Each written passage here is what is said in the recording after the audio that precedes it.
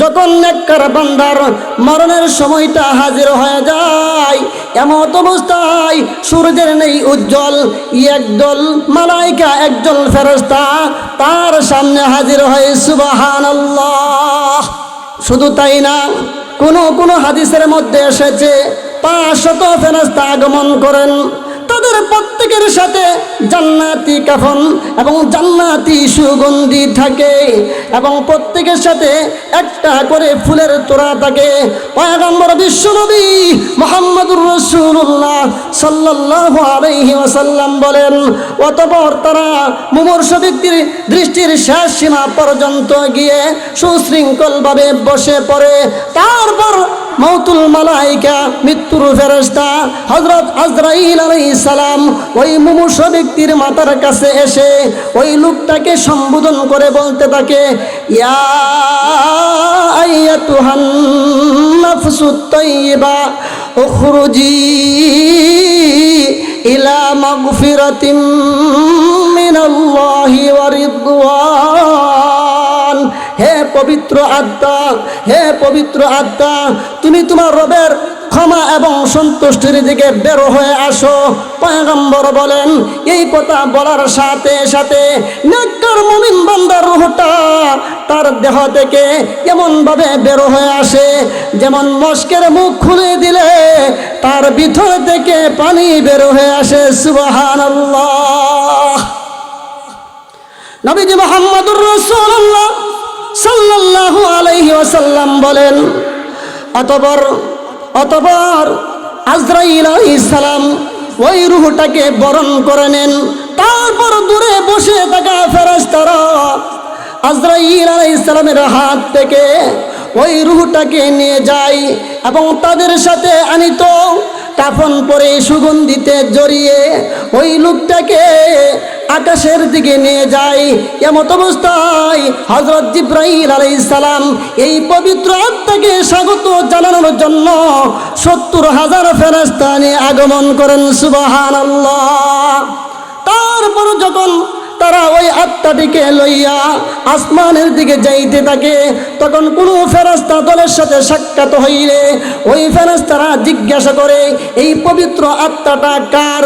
তখন তারা তার নাম উল্লেখ করে বলে, এটা অমুকের পুত্র, অমুকের আত্মা। সুবহানাল্লাহ। ফেরেশতারা প্রথম আসমানে পৌঁছাইয়া দরজার মধ্যে করাঘাত করতে থাকে। তারপর আসমানের দরজাটা খুলে দেওয়া হয়। আসমানের দরজাটা খুলে দেওয়ার পর বলে প্রথম আসমানের ফেরেশতারা ওই পবিত্র আত্মাকে বরণ করে নেই। শুধু তাই না, ওই পবিত্র আত্মাকে প্রথম আসমানের ফেরেশতারা দ্বিতীয় আসমান পর্যন্ত পৌঁছাইয়া দেয়। দ্বিতীয় আসমানের ফেরেশতারা এই পবিত্র আত্মাটাকে তৃতীয় আসমান পর্যন্ত পৌঁছাইয়া দেয়। তৃতীয় আসমানের ফেরেশতারা এই পবিত্র আত্মাকে চতুর্থ আসমান পর্যন্ত পৌঁছাইয়া দেয়। চতুর্থ আসমানের ফেরেশতারা এই পবিত্র আত্মাকে পঞ্চম আসমান পর্যন্ত পৌঁছাইয়া দেয়।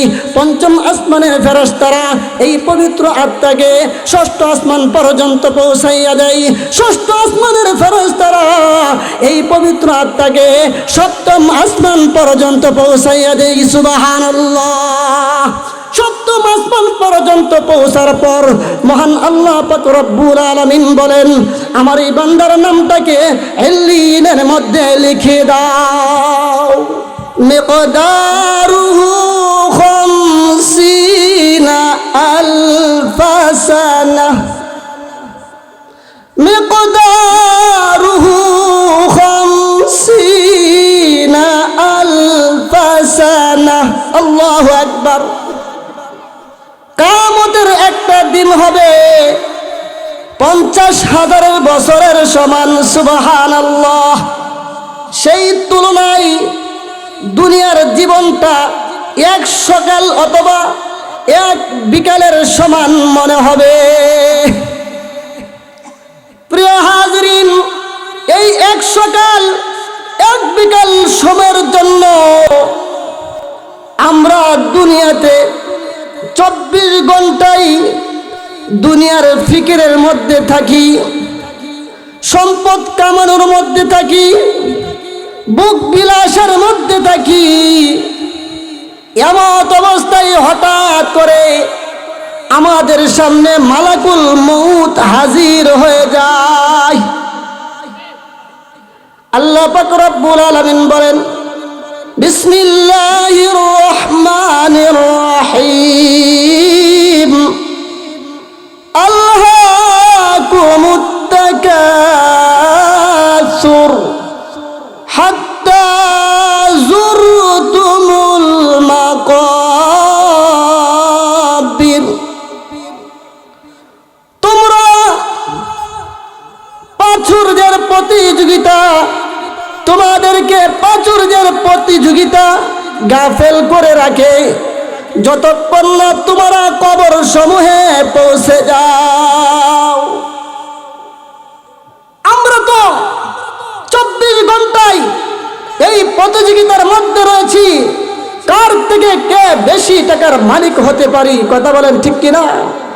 যার বাজারে একটা দোকান আছে সে চেষ্টা করে কিভাবে 2টা দোকানের মালিক হতে পারি। যার আওরের মধ্যে 10 কের জমি রয়েছে সে ফিকির করে কিভাবে 20 কের মালিক হতে পারে। কথা বলেন ঠিক কিনা? যার গ্রামে একটা বাড়ি রয়েছে সে চেষ্টা করে শহরে কিভাবে একটা বাড়ি করা যায়। কথা বলেন ঠিক কিনা? এইভাবে সম্পদ উপার্জন করতে করতে তার হায়াতকে শেষ করে দেয়, কিন্তু আখিরাতের জন্য কোনো কিছুই সংগ্রহ করতে পারে না। এমত অবস্থায় মালাকুল মউত তার সামনে হাজির হয়ে যায়। তখন সে আফসোস করে, হায় কি করলাম, জীবনটা বরবাদ করে দিলাম।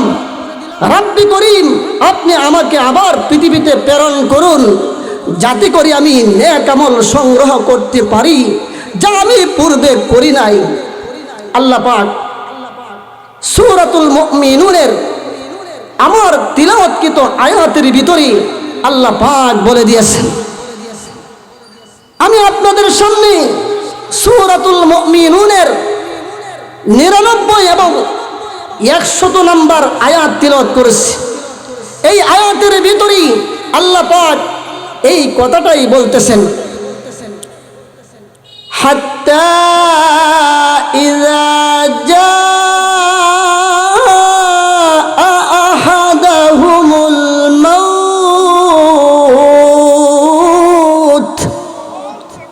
ক্বালা রাব্বিরজিউন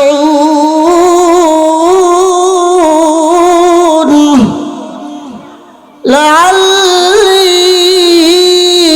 আ'মালু সালিহান ফীমা তারাকতু কাল্লা ফীমা তারাকতু কাল্লা। যখন তাদের কারো কাছে মৃত্যু এসে যায় তখন সে বলে, হে আমার পালনকর্তা,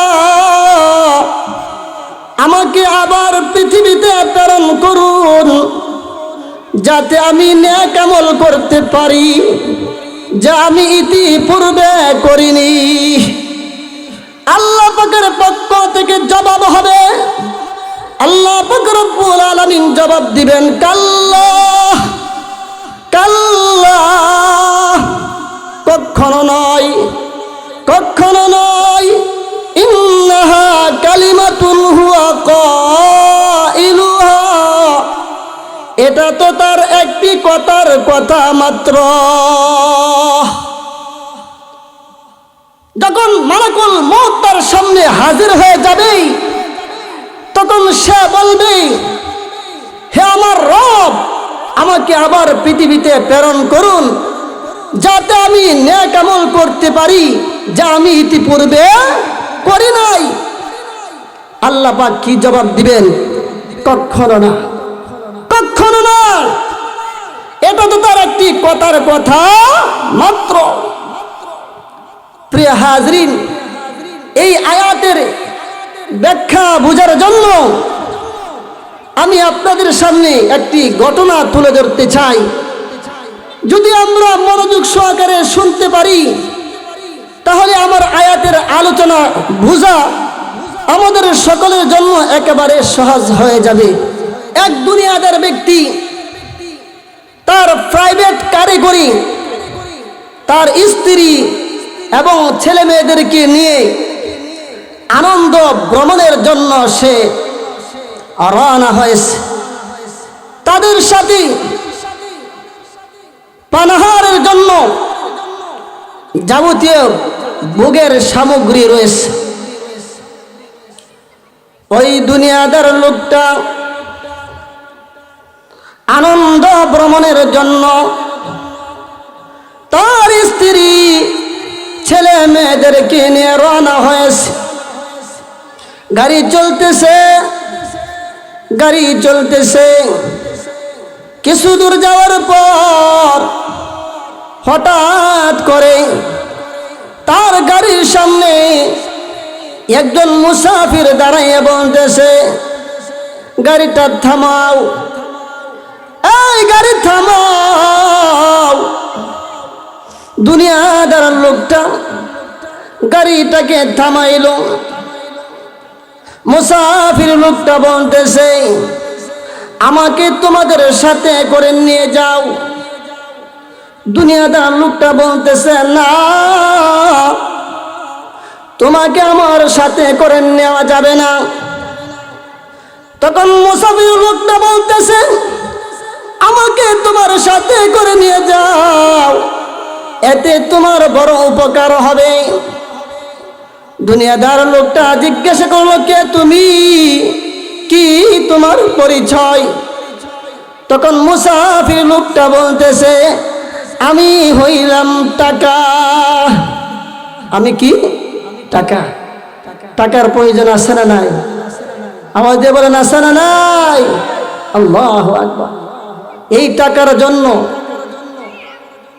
আমরা অনেকেই নিজের মাতা পিতা ভাই বোন আত্মীয় স্বজন মাতৃভূমি ছেড়ে অন্য দেশে চলে যাই কিনা?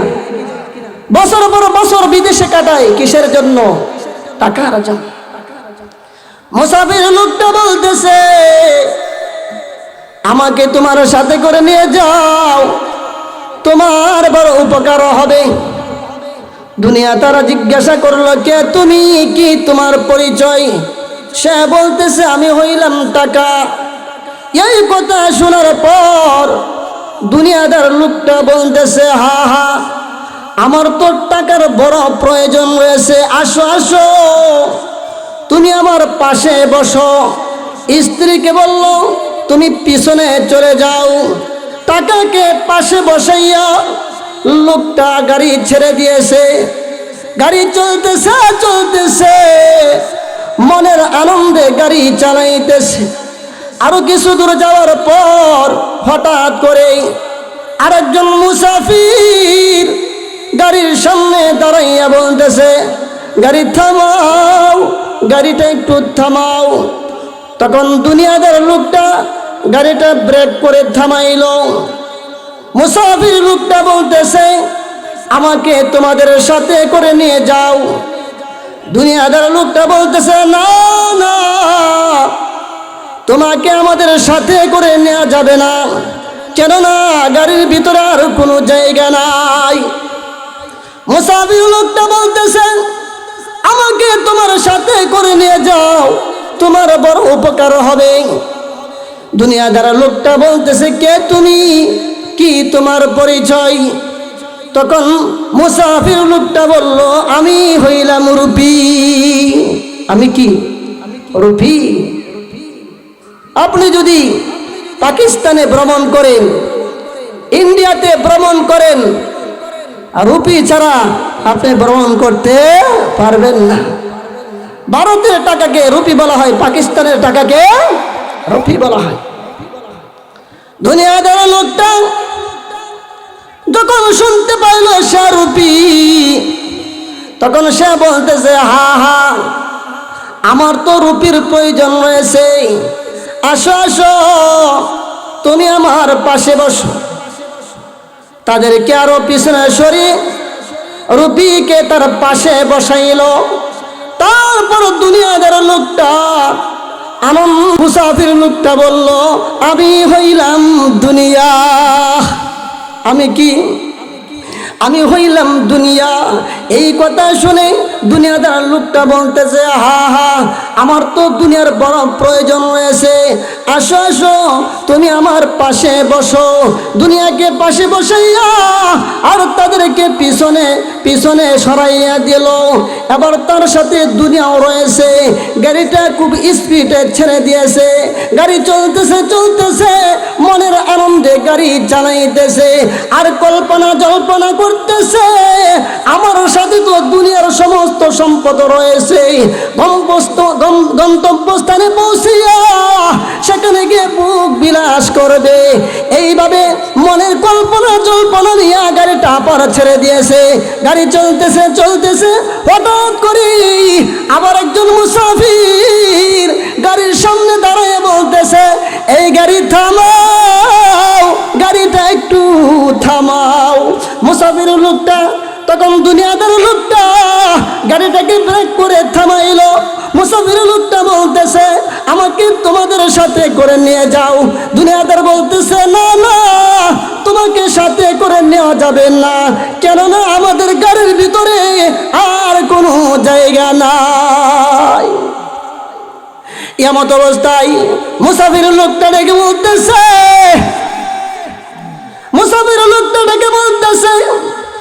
আমাকে তোমাদের সাথে করে নিয়ে যাও, আমি তোমার কবরে কাজে আসব। আমি হইলাম নেকামল, আমার তোমার কবরে কাজে আসবে, হাসরের ময়দানে তোমার কাজে আসবে, ফুলসিরাতে তোমার কাজে আসবে, মিজানের মধ্যেও তোমার কাজে আসবে, অর্থাৎ আখিরাতেই আমি তোমার কাজে আসব।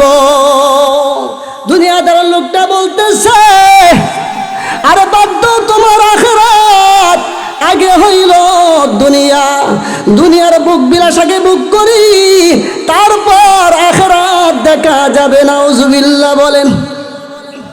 এই কথা বলে দুনিয়াদার লোকটা নেক আমলকে পিছনে ফালাইয়া গাড়িটা সামনের দিকে ছেড়ে দিয়েছে। এইবার গাড়ি চলতেছে চলতেছে, আরো কিছু দূর যাওয়ার পর আরেকজন মুসাফির গাড়ির সামনে দাঁড়াইয়া চিৎকার করে বলতেছে, এই গাড়ি থামাও, গাড়িটা একটু থামাও। দুনিয়াদার লোকটা লক্ষ্য করে দেখলো একজন বিশাল আকৃতির মুসাফির গাড়ির সামনে দাঁড়াইয়া রয়েছে। সে গাড়িটা ব্রেক করে থামাইলো। মুসাফির লোকটা ডেকে বলতেছে, আমাকে তোমার সাথে করে নিয়ে যাও, আমাকে তোমার সাথে করে নিয়ে যাও। এইবার দুনিয়াদার লোকটা বলতেছে, না না, তোমাকে আমাদের সাথে করে নিয়ে যাবে না, কেননা আমার গাড়ির ভিতরে আর কোনো জায়গা নাই। মুসাফির লোকটা ডেকে বলতেছে, আমাকে তোমার সাথে করে নিয়ে যাইতেই হবে, আমাকে নিয়ে ছাড়া এক কদম তুমি সামনে অগ্রসর হইতে পারবে না। শুধু তাই না, মুসাফির লোকটা বলতেছে, তুমি যদি আমাকে তোমার সাথে করে নিয়ে না যাও, তাহলে আমি নিজেই তোমাকে নিয়ে যাইব। আল্লাহু আকবার বলেন। দুনিয়াদার লোকটা বলতেছে, কে তুমি, কি তোমার পরিচয়, এত তোমার দুঃসাহস, তোমাকে কে দিয়েছে? এমত অবস্থায় মুসাফির লোকটা জবাব দেয়, আমি হইলাম তোমার জমদূত মালাকুল মউত। আল্লাহু আকবার বলেন। আমি হইলাম তোমার জমদূত মালাকুল মউত, এই মুহূর্তে আমি তোমাকে নিয়ে যাইব। তখন দুনিয়াদার লোকটা বলতেছে, হ্যাঁ মালাকুল মউত, আমার গাড়ির ভিতরে টাকা রয়েছে, ডলার রয়েছে, আর রিয়াল রয়েছে, দুনিয়ার অনেক সম্পদ রয়েছে, তোমার যা মন চাই সব কিছু নিয়ে যাও, আমার স্ত্রীকেও নিয়ে যাও, আমার সন্তানদেরকেও নিয়ে যাও, তবু তুমি আমাকে নিয়ে যাইও না। মালাকুল মউত দুনিয়াদার লোকটাকে বলতেছে, আমি অন্য কোনো কিছু চাই না, আমি তোমাকেই চাই, আমি তোমাকেই নিয়ে যাইব। তবে আমি জানতে চাই তোমার সাথে নেক আমল এনেছো কিনা। কি এনেছো কিনা? নেক আমল এনেছো কিনা? মালাকুল মউত বলতেছে তোমার সাথে নেক আমল এনেছে কিনা। তখন দুনিয়াদার লোকটা বলতে লাগলো আমাকে একটু সময় দাও, এই তো পিছনে নেক আমল রেখে এসেছি, আমাকে একটু সময় দাও, নেক আমল সংগ্রহ করে নিয়ে আসি। কি বলেন? মালাকুল মউত সামনে এসে গেলে আর অবকাশ দেওয়া হবে? আর হবে না। আল্লাহ পাক রব্বুল আলামিন বলেন হাত্তা ইযা জাআ আহাদাহুমুল মাউত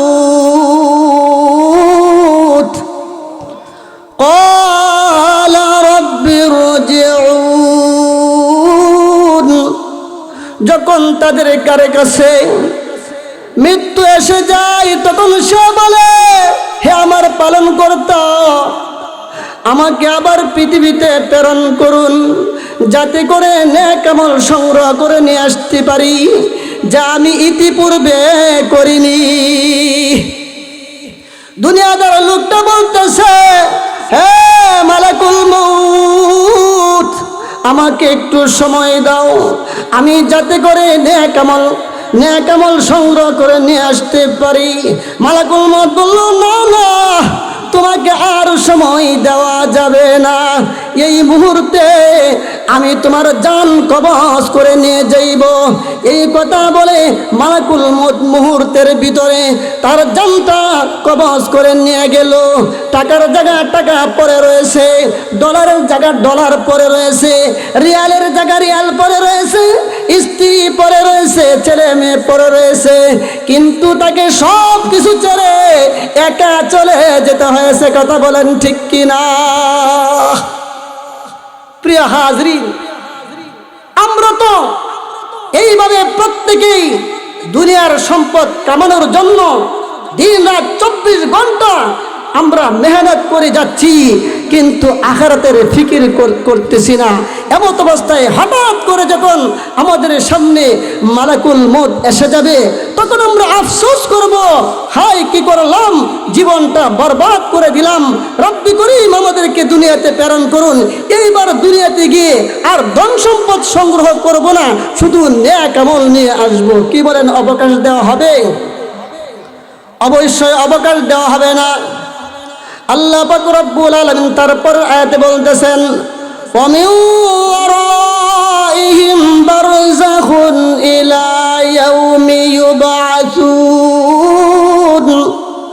আল্লাহ পাক রব্বুল আলামিন বলেন তাদের সামনে একটা পর্দা রয়েছে, বরজখ রয়েছে কিয়ামত দিবস পর্যন্ত। সুবহানাল্লাহ। প্রিয় হাজরিন, বারযাখুন শব্দের অর্থ হইল পর্দা, আড়াল, অন্তরাল। মরণ থেকে কিয়ামত পর্যন্ত এই সময়টাকে আলমে বরজখ বলা হয়, অর্থাৎ কবরের জগৎ বলা হয়।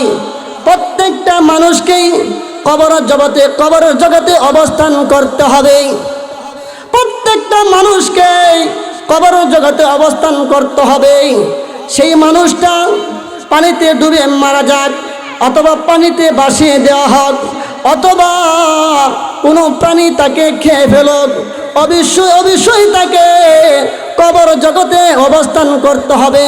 যদি বদকার হয়ে থাকে তাহলে তাকে কবরের শাস্তি ভোগ করতে হবে। কথা বলেন ঠিক কিনা?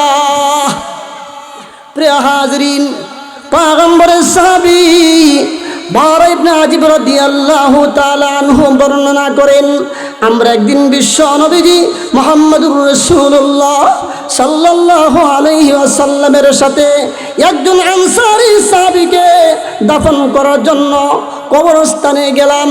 কবরস্থানে গিয়ে দেখতে পাইলাম এখনো পর্যন্ত কবরের কাজ খনন করা হয়নি, কবরটা খনন করা হয়নি। এমত অবস্থায় আল্লাহর নবী, বিশ্ব নবী রাহমাতুল লিল আলামিন কবরের পাশে এক স্থানে বসে পড়লেন। আমরাও তার চতুর্পাশে এমনভাবে নীরব নিস্তব্ধভাবে বসে পড়লাম যেমন কান্না আলা রুসিনাত তাইর, মনে হচ্ছিল আমাদের মাথার উপরে যেন একটা পাখি বসে আছে। সুবহানাল্লাহ। নবীজি মুহাম্মদুর রাসূলুল্লাহ সাল্লাল্লাহু আলাইহি ওয়াসাল্লামের হাতের মধ্যে একটি কাঠের লাকড়ি ছিল। ওই লাকড়ি দিয়ে চিন্তিত ব্যক্তির নেই, তিনি মাটি করছিলেন। কি করছিলেন? মাটি করছিলেন। কিছুক্ষণ পর মাথা উত্তোলন করে আমাদেরকে লক্ষ্য করে বলতে লাগলেন, হে আমার সাহাবারা, তোমরা কবর আযাব থেকে নাজাত পাওয়ার জন্য মহান আল্লাহ তাআলার দরবারে প্রার্থনা করো। কিসের আযাব থেকে? কবরের আযাব থেকে নাজাত পাওয়ার জন্য মহান আল্লাহ তাআলার দরবারে তোমরা প্রার্থনা করতে থাকো। তারপর নবীজি মুহাম্মদুর রাসূলুল্লাহ সাল্লাল্লাহু আলাইহি ওয়াসাল্লাম এই কথাটা দুইবার বা তিনবার বলার পর তিনি বললেন, হে আমার সাহাবারা, তোমরা মনোযোগ সহকারে শ্রবণ করো। যখন নেককার বান্দার মরণের সময়টা হাজির হয়ে যায়, এমত অবস্থায় সূর্যের নেই উজ্জ্বল একদল মালাইকা, একজন ফেরেশতা তার সামনে হাজির হয়। সুবহানাল্লাহ। যখন কোনো নেককার মুমিন বান্দার মৃত্যুর সময় যখন হাজির হয়ে যায়, তখন সূর্যে নেই উজ্জ্বল একদল ফেরেশতা আসমান থেকে নাজিল হয়। সুবহানাল্লাহ। শুধু তাই না, কোনো হাদিসের মধ্যে এসেছে 500 ফেরেশতা আগমন করেন। তাদের প্রত্যেকের সাথে জান্নাতি কাফন এবং জান্নাতি সুগন্ধি থাকে এবং প্রত্যেকের সাথে একটা করে ফুলের তোড়া থাকে। পয়গম্বর বিশ্বনবী মুহাম্মদুর রাসূলুল্লাহ সাল্লাল্লাহু আলাইহি ওয়াসাল্লাম বলেন, অতঃপর তারা মুমূর্ষু ব্যক্তির দৃষ্টির শেষ সীমা পর্যন্ত গিয়ে সুশৃঙ্খলভাবে বসে পড়ে। তারপর মালাইকা, মৌতুল মালাইকা, মৃত্যুর ফেরেশতা হযরত আজরাইল আলাইহিস সালাম ওই মুমূর্ষু ব্যক্তির মাথার কাছে এসে ওই লোকটাকে সম্বোধন করে বলতে থাকে, ইয়া আইয়াতুহান নাফসুত তাইয়্যিবা উখরুজি ইলা মাগফিরাতিম মিনাল্লাহি ওয়া রিদওয়ান। হে পবিত্র আত্মা, হে পবিত্র আত্মা, তুমি তোমার রবের ক্ষমা এবং সন্তুষ্টির দিকে বের হয়ে আসো। পয়গম্বর বলেন, এই কথা বলার সাথে সাথে নেককার মুমিন বান্দার রূহটা তার দেহ থেকে এমনভাবে বের হয়ে আসে যেমন মশকের মুখ খুলে দিলে তার ভিতর থেকে পানি বের হয়ে আসে। সুবহানাল্লাহ। নবীজি মুহাম্মদুর রাসূলুল্লাহ সাল্লাল্লাহু আলাইহি ওয়াসাল্লাম বলেন, অতঃপর আজরাইল আলাইহিস সালাম ওই রূহটাকে বরণ করে নেন। তারপর দূরে বসে থাকা ফেরেশতারা আজরাইল আলাইহিস সালামের হাত থেকে ওই রূহটাকে নিয়ে যায় এবং তাদের সাথে আনিত কাফন পরে সুগন্ধিতে জড়িয়ে ওই লোকটাকে আকাশের দিকে নিয়ে যায়। এমত অবস্থায় হযরত জিবরাইল আলাইহিস সালাম এই পবিত্র আত্মাকে স্বাগত জানানোর জন্য 70,000 ফেরেশতা নিয়ে আগমন করেন। সুবহানাল্লাহ। তারপর যখন তারা ওই আত্মাটিকে লইয়া আসমানের দিকে যাইতে থাকে, তখন কোনো ফেরেশতা দলের সাথে সাক্ষাৎ হইলে ওই ফেরেশতারা জিজ্ঞাসা করে, এই পবিত্র আত্মাটা কার? তখন তারা তার নাম উল্লেখ করে বলে, এটা অমুকের পুত্র, অমুকের আত্মা। সুবহানাল্লাহ। ফেরেশতারা প্রথম আসমানে পৌঁছাইয়া দরজার মধ্যে করাঘাত করতে থাকে। তারপর আসমানের দরজাটা খুলে দেওয়া হয়। আসমানের দরজাটা খুলে দেওয়ার পর বলে প্রথম আসমানের ফেরেশতারা ওই পবিত্র আত্মাকে বরণ করে নেই।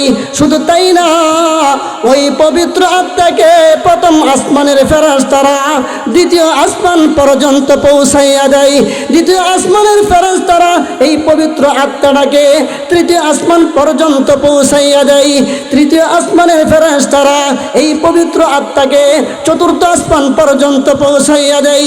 চতুর্থ আসমানের ফেরেশতারা এই পবিত্র আত্মাকে পঞ্চম আসমান পর্যন্ত পৌঁছাইয়া দেয়। পঞ্চম আসমানের ফেরেশতারা এই পবিত্র আত্মাকে ষষ্ঠ আসমান পর্যন্ত পৌঁছাইয়া দেয়। ষষ্ঠ আসমানের ফেরেশতারা এই পবিত্র আত্মাকে সপ্তম আসমান পর্যন্ত পৌঁছাইয়া দেয়। সুবহানাল্লাহ। সপ্তম আসমান পর্যন্ত পৌঁছার পর মহান আল্লাহ পাক রব্বুল আলামিন বলেন, আমার এই বান্দার নামটাকে ইল্লিয়িনের মধ্যে লিখে দাও। আল্লাহ পাক রব্বুল আলামিন ইল্লিয়িন সম্পর্কে সূরাতুল মুতাফফিফিনের মধ্যে বলেন, কাল্লা ইন্না কিতাবাল আবরারি লাফি ইল্লিয়িন